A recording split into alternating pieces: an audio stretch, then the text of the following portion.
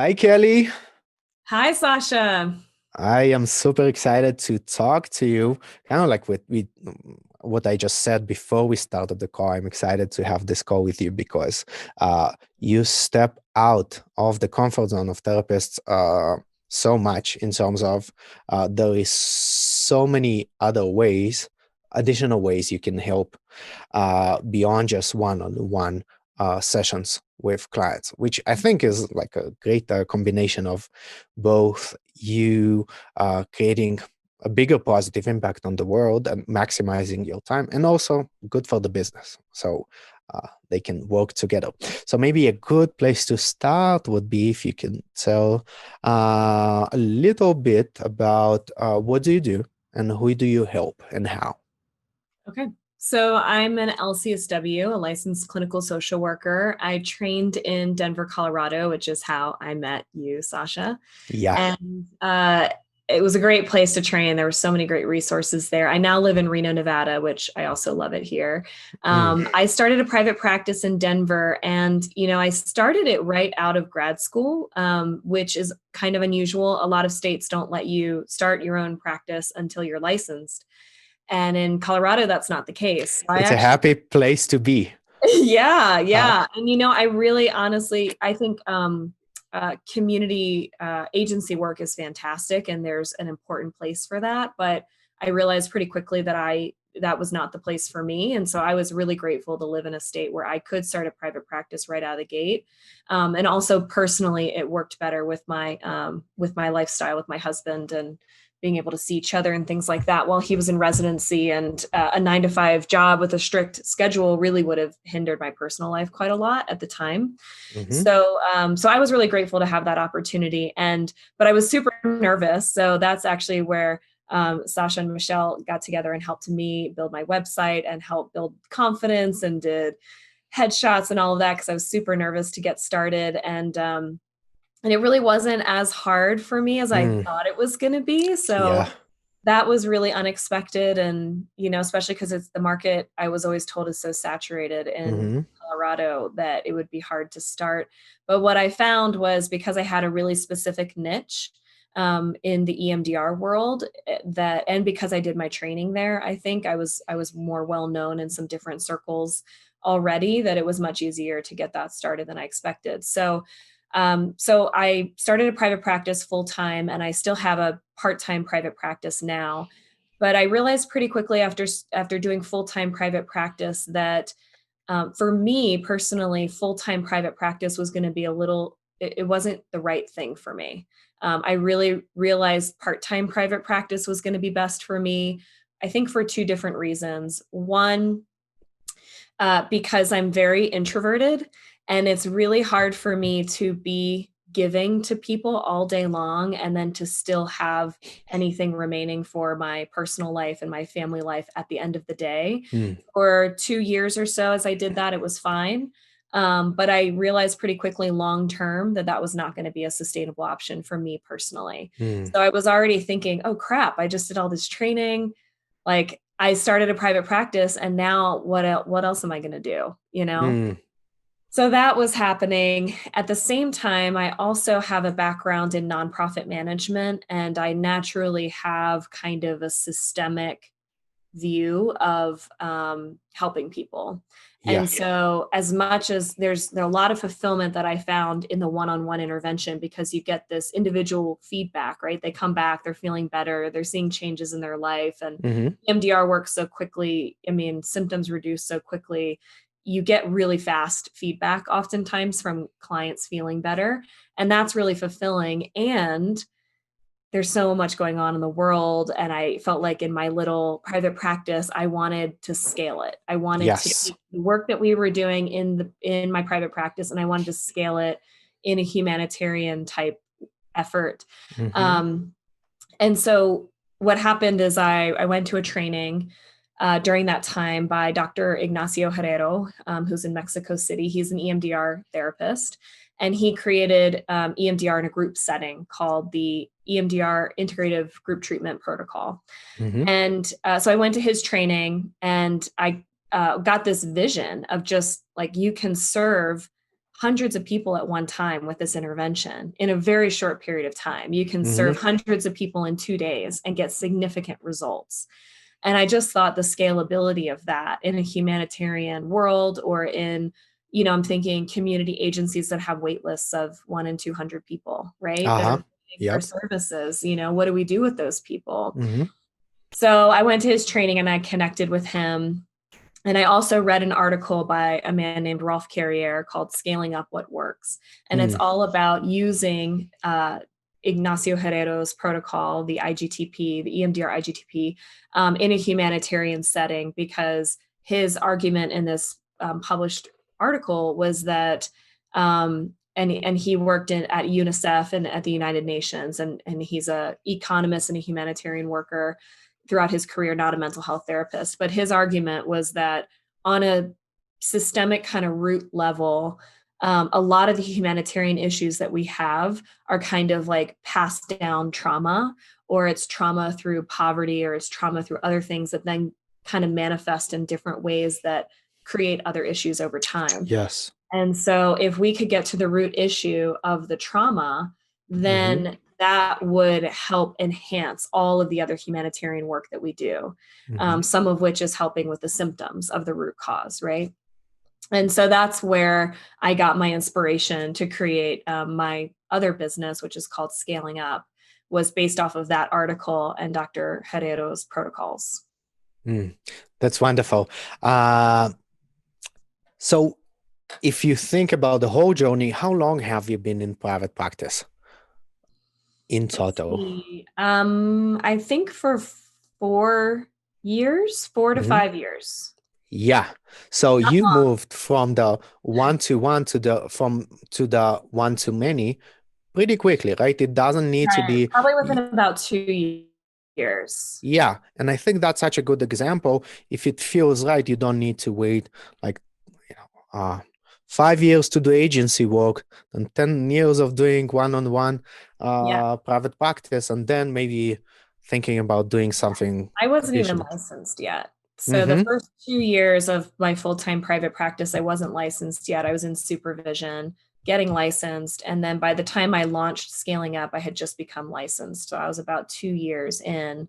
And Scaling Up does a variety of different training programs, research, and humanitarian work. Yeah, that's wonderful. So moving back, kind of to the beginning, you said it was pretty scary, which later on turned out to be less scary than, less difficult than Yeah. you thought it would. Kind of reminds me, I think it was Arthur Conan Doyle that said, "All my life I was scared of things that never happened." Yeah. Uh-huh. Yeah. What was the most scary thing for you? Well, I think for me at the time, I had never started a business before, Mm-hmm.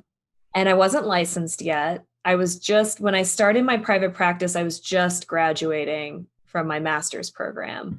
And so I was just barely trained in EMDR. And even though I Yep. had great consultation and supervision and support around me, I just felt, and I was young, I mean, I'm still young. I'm 35. So I was about 30 at the time. So I was young. I also look very young for my age. And so I had all these components going on that just kind of internally told me, like, who do you think you are that you think you Yeah. can do this? I Um, am too, right? Fill the blank. I am too young. I'm too new. I have, right? yeah, I don't have enough to offer. I should have a PhD, or I should have more experience, or I should whatever, fill in the blank. Yeah. But I had good people around me, you being one of them, who were just like, you can do this. You Hmm. can do this. And they kept telling me that. And I was like, okay, I'm going to take their word for it. They're seeing Uh-huh. something in me that I don't see right now. Yeah. It's the fake it till you make it kind of. Yeah. Yes, and First jump into the water and then yes. swim.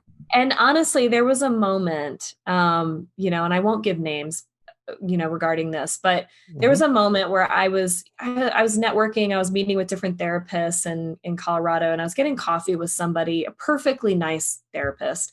But something about our interaction just kind of made me wonder how competent she was, or how business savvy she was, or it just kind of gave me pause. And when she said that she had a wait list in her private practice, I was like, huh, Like, Mm. you If don't, she can I do feel it, like I can do it, you mean? if she can do it, I Uh, can do it. Yeah, that was the yeah. exact thought that I had. I was like, huh, this person can build a private practice with a wait list. Hmm. And I think I could do it better than this person.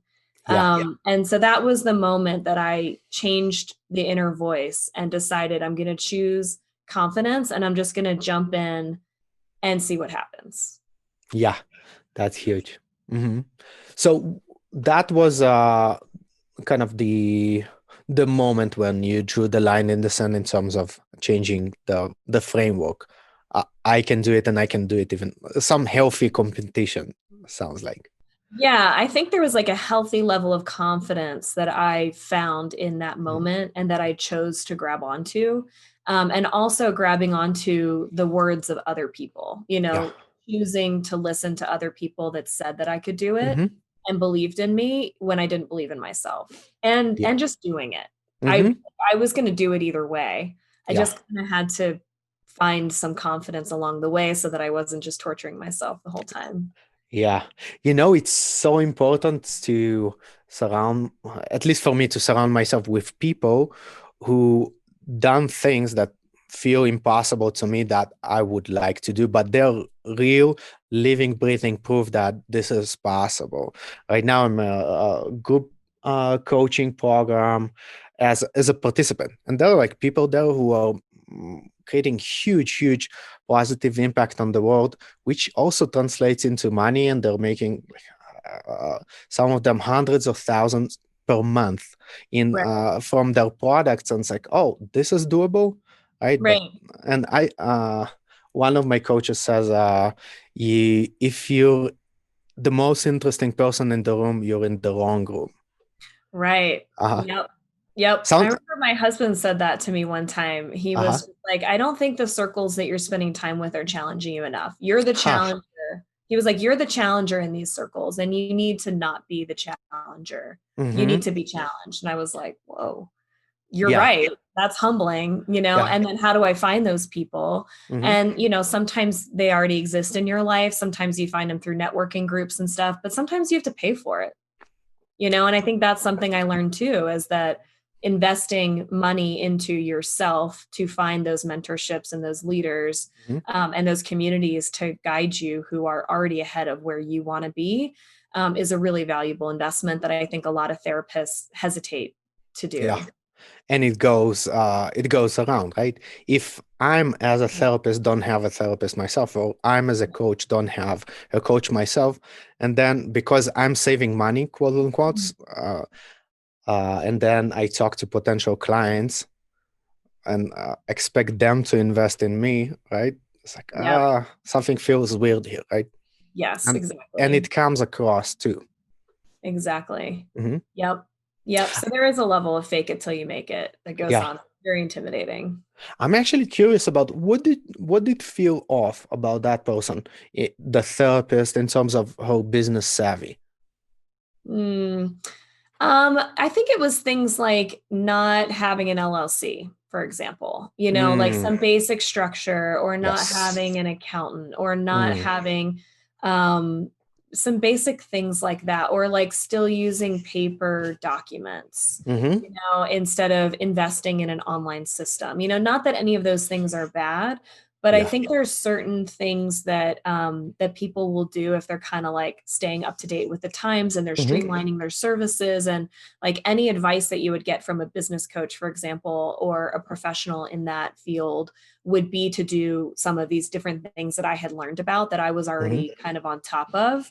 Yeah. And yeah, and then I don't know what it was about our interaction. I think it was maybe something, because we were both EMDR therapists. I think it might have been something about the way that she talked about EMDR or her clients, or Mm-hmm. something, that I was just kind of like, something just felt kind of off. Like I was a new therapist and I already knew like some things about EMDR that she didn't yet, or I Yes. was doing things that she wasn't doing. And I was like, but you have a wait list. And Mm-hmm. I wonder how good of an EMDR therapist you are based on Yes. what you're saying. Mm-hmm. But clients don't know the difference, is the Mm-hmm. thing, Yeah. for better Yeah. or worse. They don't necessarily know what to expect. You're the one that Mm-hmm. has power in the room. So that Mm-hmm. doesn't necessarily translate So I was just like, so how does she have a wait list? Like, where does that come from? How does that Mm-hmm. happen? And it just made me feel like you don't have to have it all together in order to be successful in your Mm-hmm. business. Not to say this person's clients weren't benefiting. They Yeah. probably were, and I hope that Mm-hmm. they were. But something about seeing that helped me realize like I'm pretty on top of things Mm-hmm. and I feel really competent in my Yeah. EMDR skills. And so if she can do it, Mm-hmm. I think I can do it if I believe in myself. Yeah. Sounds like what you didn't see is treating her business as a business. It was Yeah. kind of like a hobby, right? Yeah. And Yeah. Which is a lot of therapists do that, mhm, because totally. I think what's interesting about the mental health field that can be really psychologically tricky for therapists is Hmm. there can be sometimes this martyr mentality Exactly. of I'm supposed to not make money. I'm Hmm. supposed to give all this free pro bono service to help people. And if I don't, that Hmm. means something about me. And there's a lot of Yeah. shaming Yeah. in the community around wanting to make money. And I think I think that was something I really wanted to stay away from as a Hmm. therapist because I've worked in the nonprofit field and I love nonprofit work and I have my master's in nonprofit Hmm. management. And I thought I was going to go in that direction and went the therapy route instead. And one of my takeaways from that background was that I actually didn't want to start a nonprofit. I wanted to Hmm. start a business.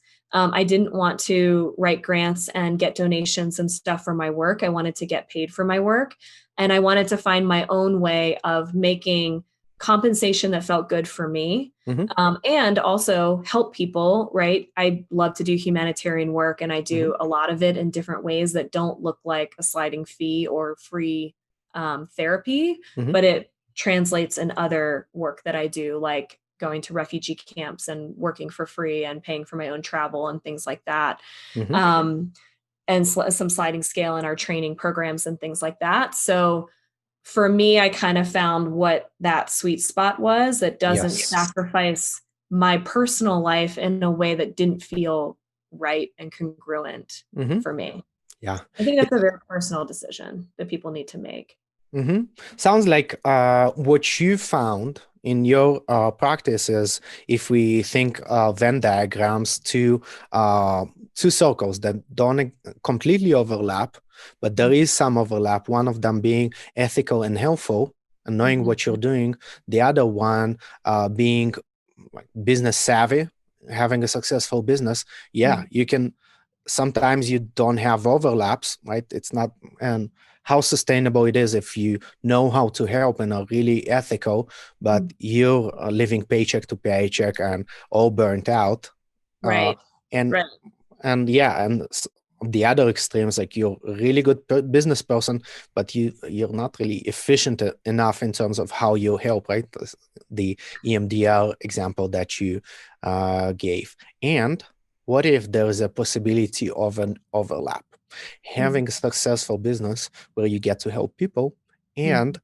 have a nice, comfortable lifestyle. And sounds like what you did, the change from the private practice one-to-one to one-to-many, Mhm. was around your lifestyle, right? So what's the lifestyle I want to have versus Mhm. what's prescribed to what is quote unquote possible in Right. private practice or for counselors in general. Right. Oh, yeah. And the burnout in this field is so high for obvious reasons. I mean, the amount of effort, energy that we put into helping other people. One of the things I thought about in my private practice is I was like, I'm in a good stage of life right now.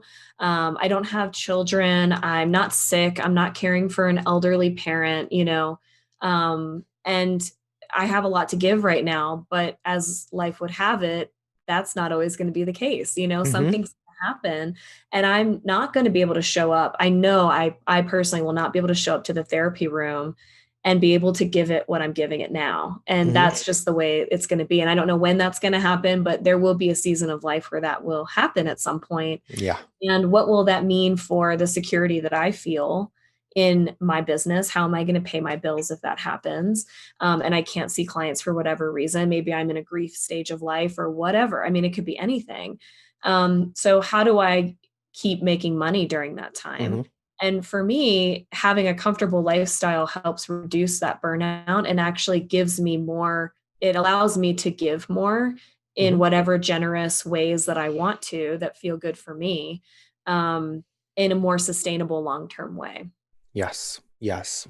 So making sure that it's all in harmony. Mhm. Yeah. Yep. I want to go back just for a second because you said something so important about that person not having LLC or and all those other things. Many times when I speak to counselors or coaches who are struggling, uh, they'll get like really hyper focused on how do I find clients, right? Mm, As if this is the only thing they should be focused on. mhm. And mm, I think what you said kind of zooms out into what are the all the uh, parts of the business that need to be there.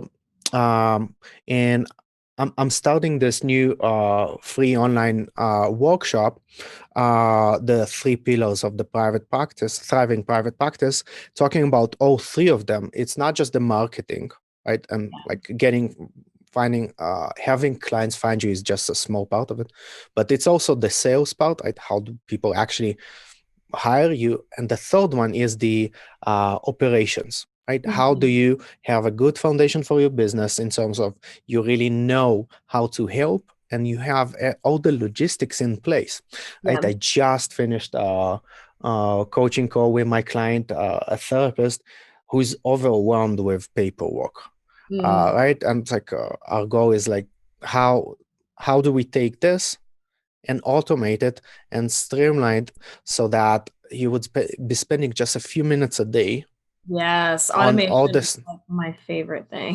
Yeah, say more about that. That probably is a strange word for some of the people who are listening. Yes. Yeah, I joined a business coaching program that was all about automation, and it was Hmm. an entirely new world to me. Like, I was just so overwhelmed, definitely technologically challenged. I'm very organized by nature, but not tech savvy by nature. And so there was definitely a big, overwhelming learning curve for me.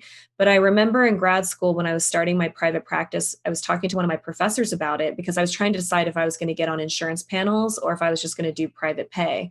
Uh-huh. And one of the things that he mentioned is he said, you need to think about the amount of time that you're putting into each case versus the amount of money you're making. So if you're making, let's say, $100 or $80 in reimbursement for insurance, but you're also doing, so you're seeing the client for an hour and then you're also doing an hour of paperwork, Hmm. you're actually making $40 an hour on that, Very good point. right? And so he's like, the reason I like, he said with his private practice, he said he could charge a higher amount.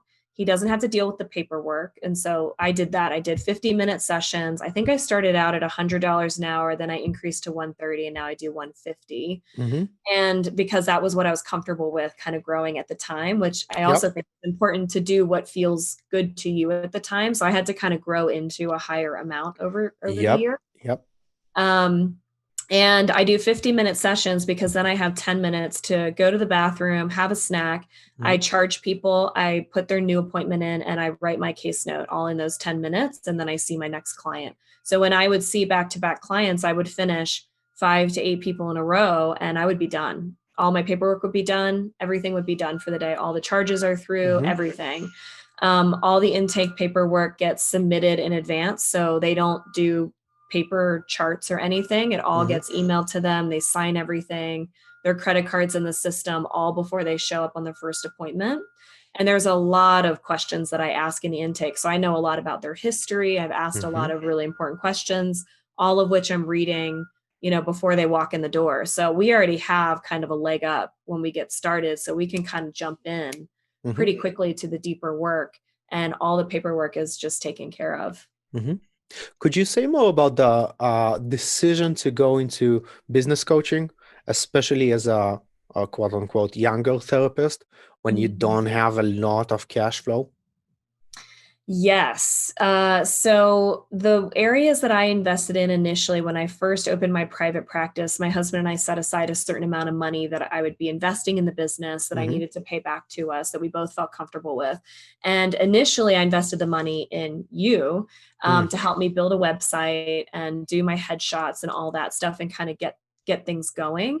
Hmm. And so I think initially I had about $3,000 or $4,000 that I initially invested in you, in the down payment for my office space and the Hmm. furniture and things like that.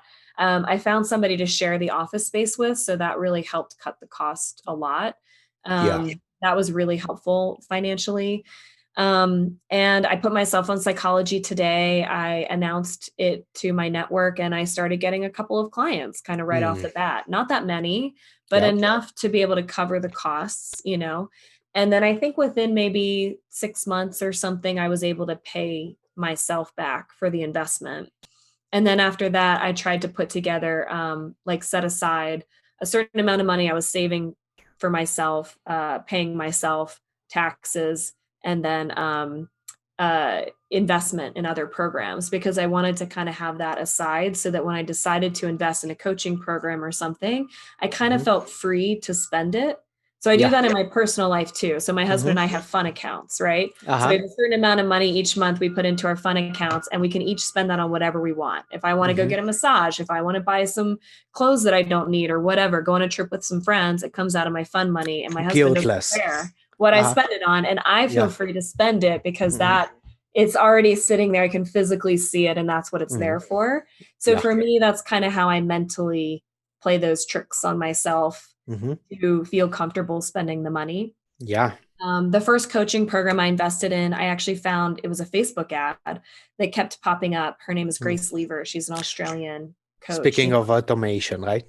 Yeah. Do you Uh-huh. know Grace? Yeah, exactly. Speaking of automation, and I was always very skeptical of things that came up on Facebook ads, but she kept popping up, and something about her, she offered a free webinar. I went to it and I was so skeptical the whole time. It was an expensive program. I think I dropped $1,000 or something after the webinar. Hmm. And what hooked me about her program is she was like, after 30 days, if you don't like it, I'll give you 100% of your money back. All you have to do is let me know. So I was Uh-huh. like, okay, that's pretty risk free. Like, if Yeah. it's worth it.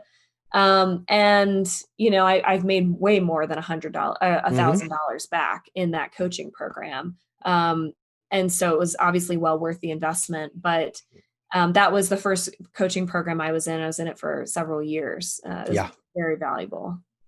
And it's interesting to this moment of taking the risk, right? It's like drawing a line in the sand. And why would you invest in the business coaching and not another counseling training? Right? Right. That's a big question. And because I noticed that with when I have conversations with potential participants in the six-figure practice program, the private practice accelerator, many, like, it's a part of the world to invest in counseling training. It's like not Mhm. a biggie, right? And kind of expected. But for some, it's like a revolutionary idea to invest in something that they actually don't know anything about, which is business. And I find it curious. How did you took how did you make the decision to go for it instead of maybe learning another very helpful like EMDR training, for example? Mhm, mhm. At the time I invested in business coaching. Yeah. Yeah. Well, at the time I had already invested in EMDR training. Hmm. So, but the way that I ended up doing the EMDR training is kind of similar actually, to where you're getting at. So I was in grad school. And I loved my grad school program. It was the MSW program at DU. Hmm. And it was a great program, not perfect by any means, but it suited me and I got a lot from it. But during my second year internship, I was realizing that trauma was walking in my door constantly, Yeah. all the time, right? Hmm.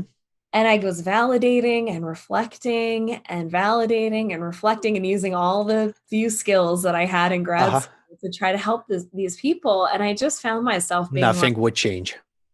yeah, I was like, there's got to be more that I can Hmm. offer people. And I just wasn't getting enough skills and trauma training in my program to know what else to do. Yeah. Because a lot of the training is very theoretical Hmm. in grad school. And I don't know about a PhD program because I haven't done that yet. But that's where I think those trainings for specific interventions outside of grad school are so valuable. I did emotionally focused therapy training at that time because I was working with couples. Hmm. And the attachment, understanding, and interventions was so valuable at the time when I was working with Yeah. couples. Um, and then the EMDR training also was so valuable. I mean, now if trauma walks in my door, I'm like, I know exactly what to do. I Hmm. know exactly what outcomes you're going to get. This is what's going to happen. The confidence that I have now in working with that is so high. And I have a specialty area. So people come to me specifically for that. So Hmm. if people come to me, I know exactly what I'm going to do for them. They know exactly what I'm going to do for them. This is how it's going to work. Hmm. And this is roughly maybe how long you're going to be in therapy with me, depending on your goals. It's very clear to Yeah. me, very highly specialized. Hmm. Yeah. Um, It's a pretty groundbreaking idea, right? Quote unquote. yeah, Study what you don't know versus more of what you do know, right? And I think yeah, it's a good trajectory. You got out of grad school. It's all coaching training. If mhm, it's good and you got a few like tens of hundreds hours of of training, you're good enough, right? And uh, build your practice, invest in your business training so you can get that initial cash flow, and then go and invest in guiltlessly in any clothing or trips or mhm. that additional training to be more efficient Yeah. as a helper, right? Oh, But yeah. many people have it like the other way around, right? I'm Yep. going to invest in all this clinical training, but where are the clients that I'm supposed Yeah. to help, right? Exactly. Both are so valuable, Hmm. and you need to invest in yourself and other people. If you're only investing in others, you're only going to make so much of an impact and you're only going to be able Hmm. to sustain it for so long. So Hmm. investing in the business actually helps other people and you Yeah. because part of what I learned about marketing, which was something I used to be very uncomfortable with and still am in new marketing areas, Hmm. but one thing that stuck with me is, I learned this from my business coach was um, those that do need what you offer need to be able to find you. Yeah. And they find you Mhm. because you market yourself and you make Yeah. yourself available, which is exactly Hmm. what happened with my business coach, right? Had she not had that Facebook group, she lives in Australia. How the heck? I wasn't going to randomly find her website Exactly. Uh-huh. somewhere, and click on it and be like, yes, this is a good idea for me. Yeah. So that was really helpful mindset change for me. And I think the more niche I became in my practice, I remember people saying, and this was one thing that you used to say to me when I was building my website and stuff is like, you need to be kind of niche, you need Hmm. to have your area so that when people are coming to find you, they're coming because they know exactly what you're going to offer them and they Hmm. want what you have. And then you give that to them. Hmm. And I remember it was hard to kind of narrow it down initially. And over Yeah. time, I've become way more narrow and now I'm super niche. Hmm. And the more niche I've become, the more successful I've become. Yeah. And you kind of became the person with group EMDR training, right? Right. Hmm. Yeah. Could you share a little more about that journey of moving from one to many that you did? And if someone that is listening either wants to do it right now or just wants to have a vision of what's possible in the future for them, how did you make that transition? Mm. Yeah. So that was something I learned in my business coaching. Hmm. And I think in some ways that was some of the value in automation. So I learned about things like membership programs, online communities, things like Hmm. that. And one thing I realized is, therapy is incredibly valuable, but it's not the only way to experience healing, right? Oh, it's not. It's not. Uh-huh. So it's one of many ways in which people can experience Hmm. healing. And there are many ways in which you can create programs online, in person, retreats, online, in person, all sorts of different ideas in which you can help a lot of people Hmm. and provide a lot of value for them in addition to therapy. And so initially I thought to myself, well, maybe I can scale up group EMDR in a way you actually can do it online now, but at the time you could not do it online. It was only in Hmm. person. So it was trying to find ways to logistically do that, which ended up not really becoming my focus. But that was kind of where my mind went Mm-hmm. initially.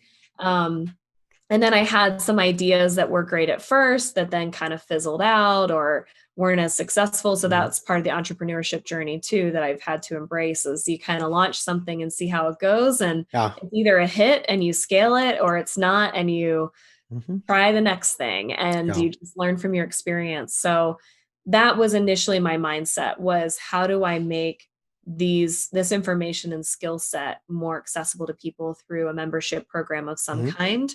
And then my scaling ended up being a lot more about trainings for therapists and communities for therapists, advanced trainings for them, than it did for clients. So now my focus is actually more with therapists than it is with clients. Mm.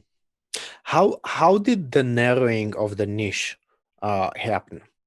Many Mhm. I know that many counselors and coaches get stuck when they plan it in their heads, right? It needs to Mhm. be perfect niche, and I need to figure it out before I actually go and do it.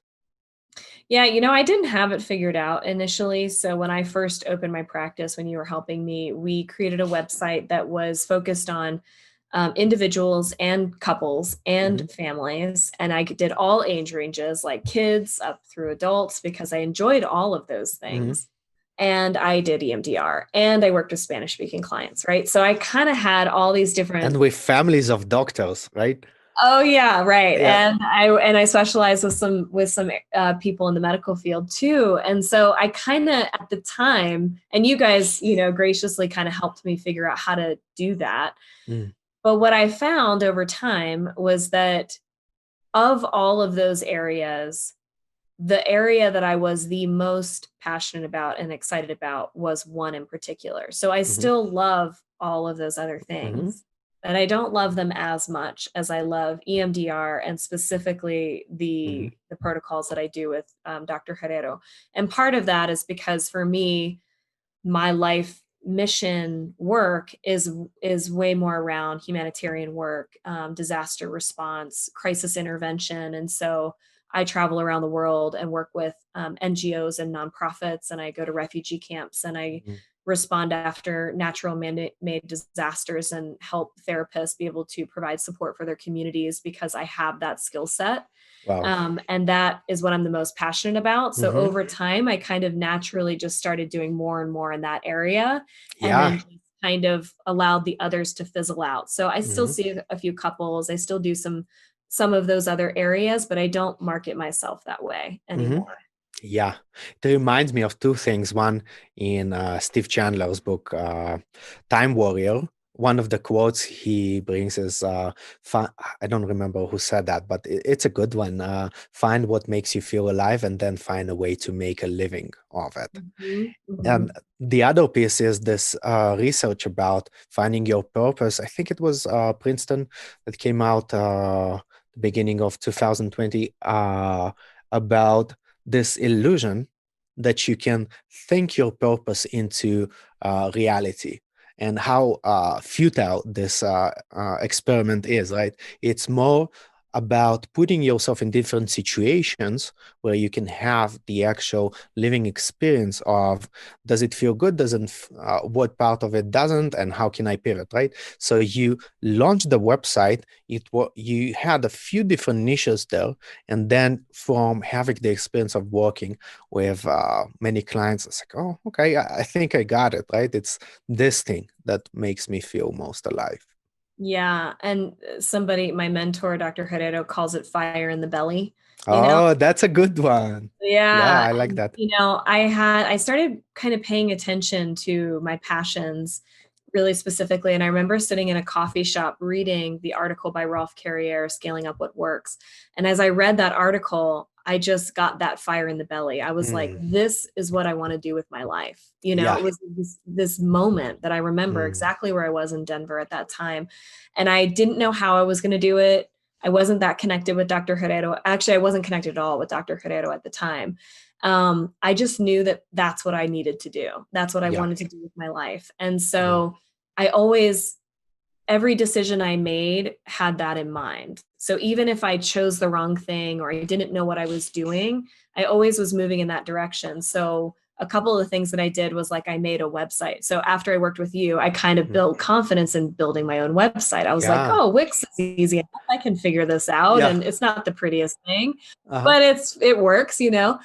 And so I It built was my own so website interesting after to that. see it transforming. I would kind of keep looking at it. It's like, oh, it's like version 2.0, 3.0. Yeah. Oh my Yeah. gosh. Yeah. It was like not, I was so proud of it. And it Uh-huh. was like, now I look back, I'm like, oh gosh, that was not the prettiest thing I've ever Mm-hmm. seen. But you know what?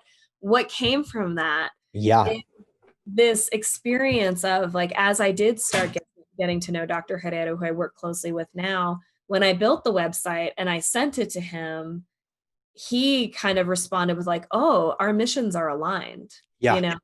And he was able to see how serious I was about it, not just hear me talk about it, Mm-hmm. right? Because one of the things he shares in the story of how we started working Mm-hmm. together is that all the time people in his trainings talk to him afterwards and they're like, I Mm-hmm. do this work and I would love to do this and this. And he's like, great, here's my email. And then he never hears from them.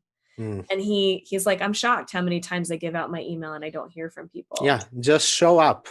Yep, and that's what I did. I emailed Mm-hmm. him. We FaceTimed. We emailed back and forth. I showed him my website. He invited me to do a research project in Mexico, and it just went on and on. And Yeah. part of it was just building the website and putting Mm-hmm. it out there. And what I find a lot of people tell me, "You're a really good networker." And I Mm-hmm. don't exactly know what that means because I don't really see myself that way. I see Mm-hmm. myself more as if somebody gives me their email, I'm going to follow up with them.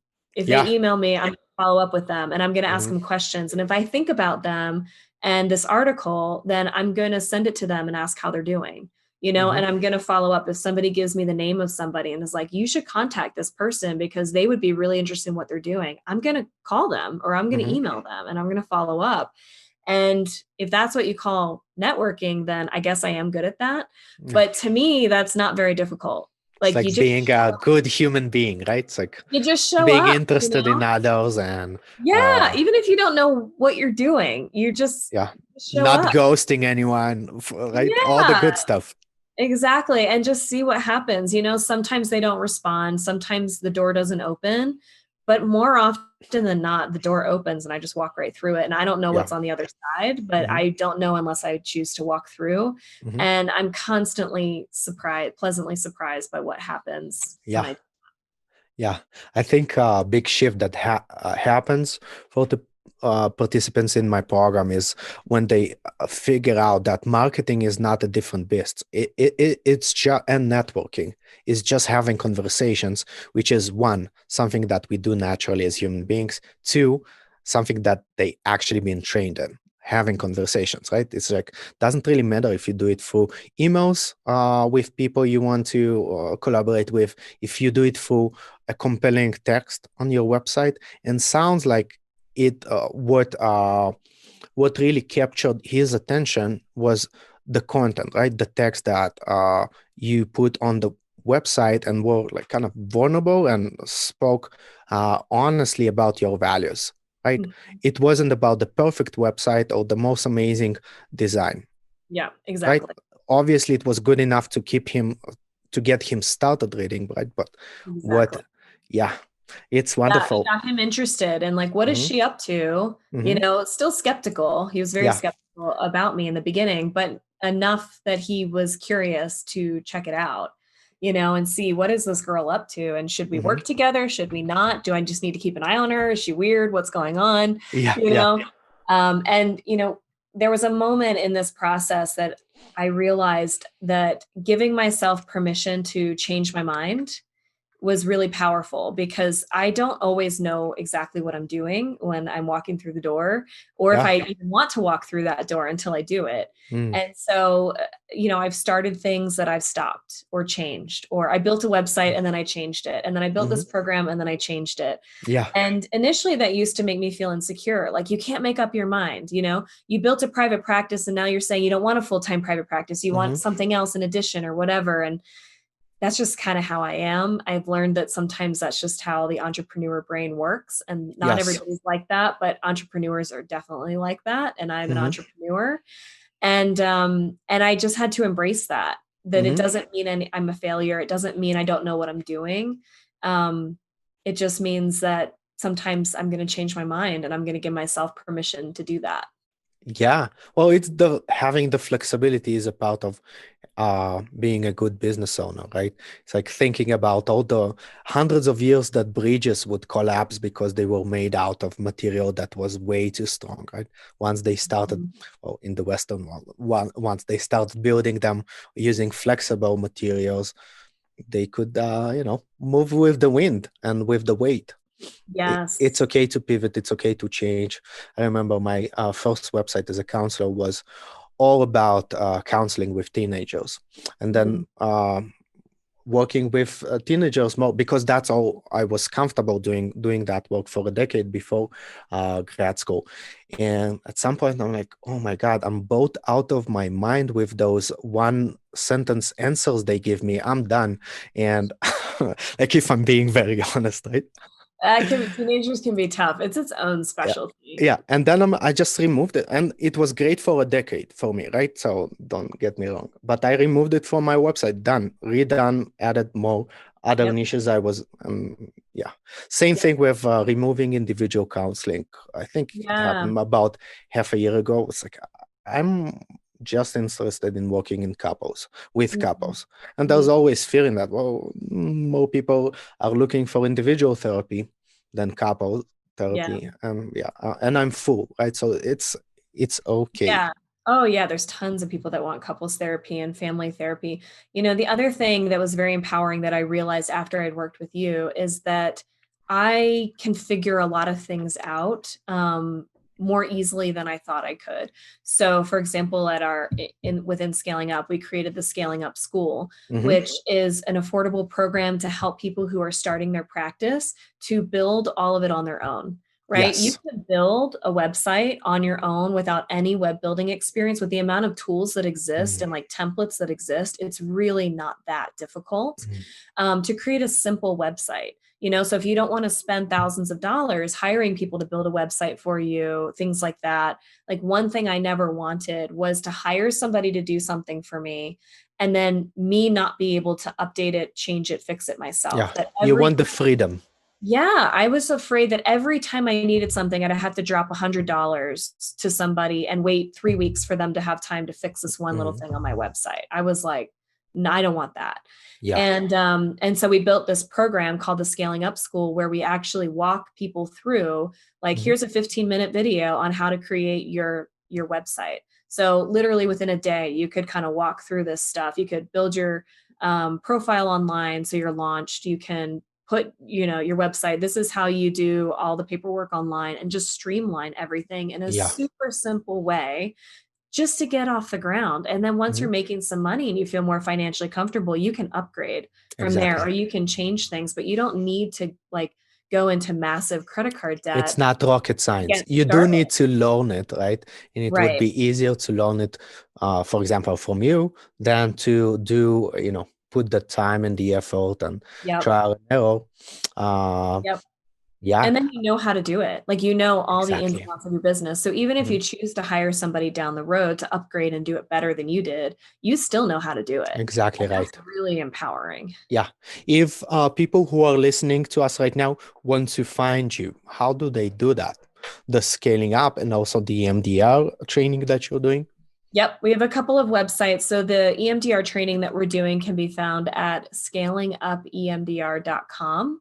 If Hmm. you want to learn a little bit more about me and my private practice, you can go to kellysmythdent.com.